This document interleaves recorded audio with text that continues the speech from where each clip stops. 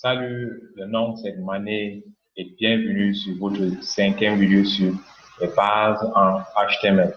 Aujourd'hui, nous regardons le document flow ou le flux du document en HTML.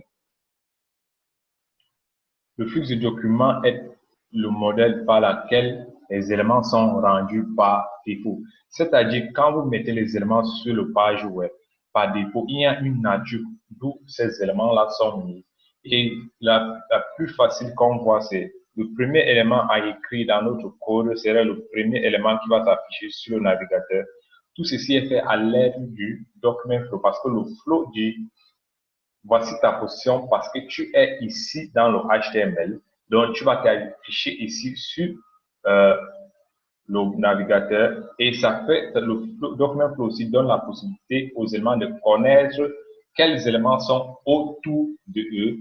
Et ceci est fait avec l'aide du DOM tree qu'on utilise pour connaître la position d'un élément, connaître la nature d'un élément. Par exemple, quand on regarde ce DOM tree, on voit le body que je fais l'interprétation.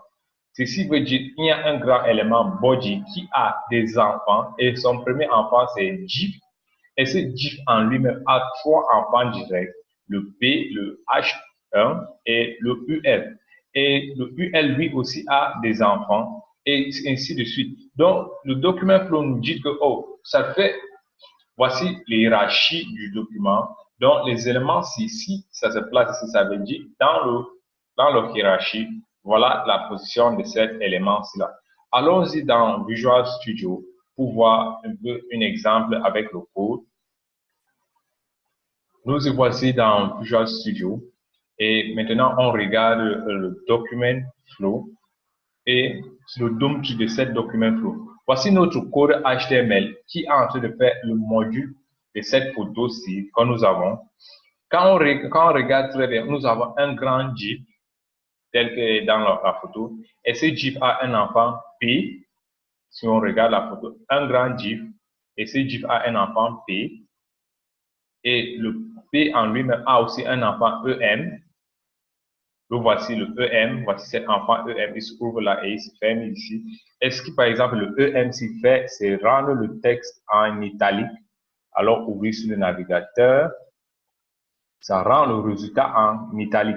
Et sur le document, le DOM tree, s'il vous plaît, sur le DOM tree, nous avons aussi H1 et UL. Regardons. H1 qui est un élément et UL aussi qui est aussi un élément. Maintenant, quelle est sa relation entre ces éléments? Selon le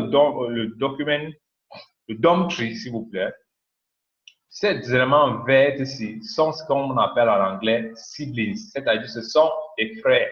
Et le DOM tree leur dit, voici votre père, je dirais que le gypsy, et vous ne pouvez pas avoir une largeur qui est plus grande que la largeur de votre père, et vous devez rester dans le contenu de votre père. Vous ne pouvez pas presque déborder la largeur de votre père aussi, même en hauteur, même la même règle est appliquée. Donc, le document flow fait en sorte qu'on reconnaît la position d'un élément, premièrement, on reconnaît sa nature et on reconnaît aussi ces éléments qui sont autour de cet élément-là et on va reconnaître aussi les enfants de cet élément-là. Donc, regardons encore notre code HTML. On voit le UL avec les LI. Si on prend le résultat sur le navigateur, nous avons ceci. Voilà le code le contenu du dernière vidéo. Et maintenant, nous avons augmenté le H1.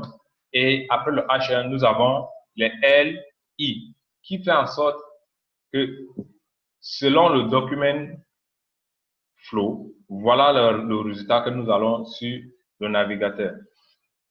Ok, j'espère que vous avez compris le document flow. Sinon, laissez les commentaires, les questions. Et on se voit sur la vidéo, c'est la vidéo prochaine que on va parler du display type. Ciao.